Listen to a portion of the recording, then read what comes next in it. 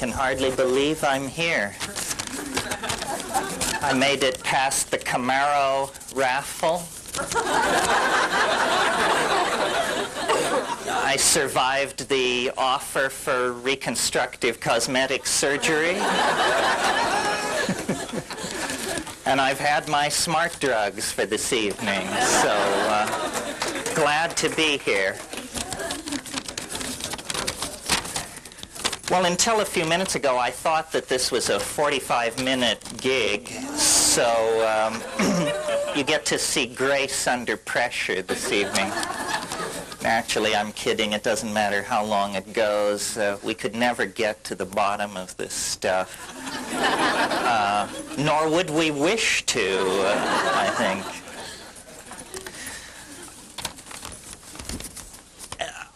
By coincidence, merely, I became 45 yesterday. So it's sort of a good moment to do some summing up. So in thinking about this talk and knowing as I did who would be here, I thought that I would sort of orient the theme toward distilling the psychedelic mind, which is a way of talking about the psychedelic mind, but also trying to, considering the amount of money you paid for this session, give you the entire shtick in one fell swoop, so that you would never have to attend a Terence Mckenna lecture or workshop again. You can just move past that, turn the page on that kind of thing in your life. And I think it's coming together for me. I don't know whether it's writing these books. Was a very nice introduction here tonight, and the whammy in it was, after 25 years of being ignored by straight publishers, or publishers of any sort for that matter, it appears that I'm on the brink of entering the marketplace, if not the mainstream. So with your help and word-of-mouth advertising, maybe I can continue to meet my mortgage obligations.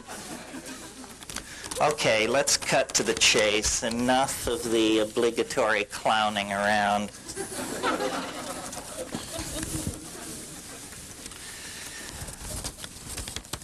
The psychedelic question in the society just seems to refuse to go away. It sort of can't be swallowed and can't be spat up. And so society just sort of runs around, knocking into walls and kicking its feet in the air. And this has been the situation that we've been in for at least 30 years now. And as a person who has spent a great deal of time in the underground, I've observed with amazement the persistence of the countercultural agenda to alter consciousness. And like many of you, I came to it in the 60s, when the basic argument in favor of altered states of consciousness were almost entirely narcissistic. Deep insight into yourself, an ability to overcome childhood programming, so forth and so on.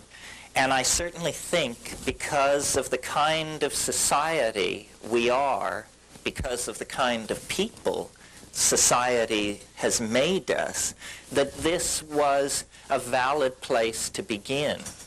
But after 30 years of having the psychedelic issue on the social agenda, at times hailed as a universal panacea, at times demonized as a scourge from hell, but never quite silenced, never moved out of the public eye, I've reached a number of conclusions about this, and I thought it would be interesting tonight, I guess because of my recent birthday or something, to sort of try and distill all this and sum it up and put it in front of you in terms of what is psychedelic shamanism, why should people like ourselves who live in high-density electronic culture, why should we care about this? What does it say about our future? What does it say about us as a group? And what techniques are there that we each, on our own, can bring to bear on this question? So with your help, hold me to the straight and narrow, I'd like to make my way through this agenda this evening and talk about these various aspects of what, to my mind, is the most astonishing facet of reality. I mean, maybe sex is pressing hard in the second position, but these two things run neck and neck as aspects of the mystery of what it is to be human.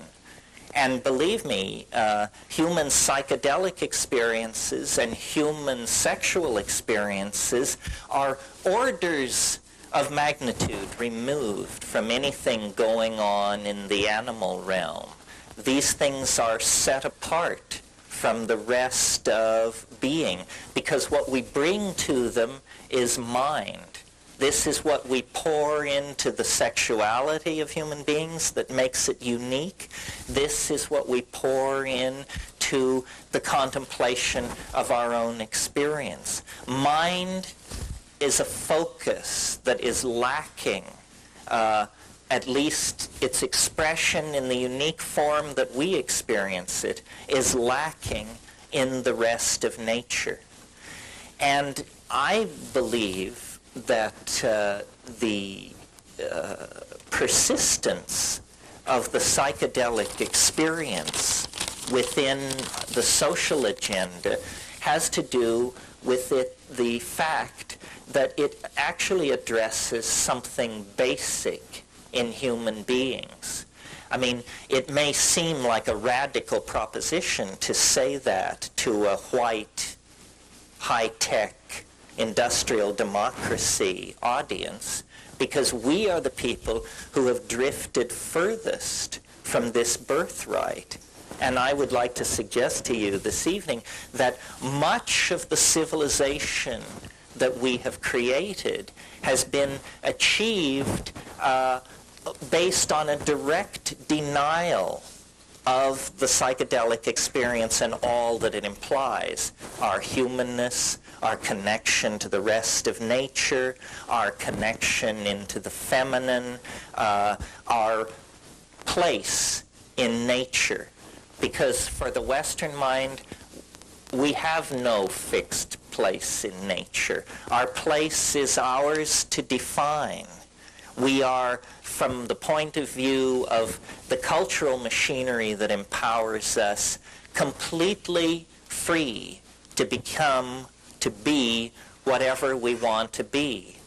Now, the problem with that prescription is that in Western culture, what that means is permission to express ego, permission to profligately use and destroy resources, permission to set aside the political agendas of outclasses and outgroups, and this untrammeled